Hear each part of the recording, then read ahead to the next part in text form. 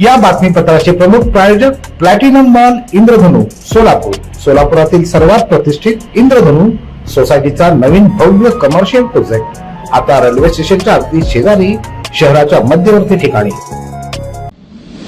मातोश्री रमाबाई आंबेडकर नगरमधील मातोश्री रमाबाई आंबेडकर तरुण मंडळाच्या वतीनं महामानव बोधिसत्व भारतीय राज्यघटनेचे शिल्पकार डॉक्टर बाबासाहेब आंबेडकर यांच्या 135व्या जयंतीनिमित्त नूतन पदाधिकाऱ्यांची निवड करण्यात आली.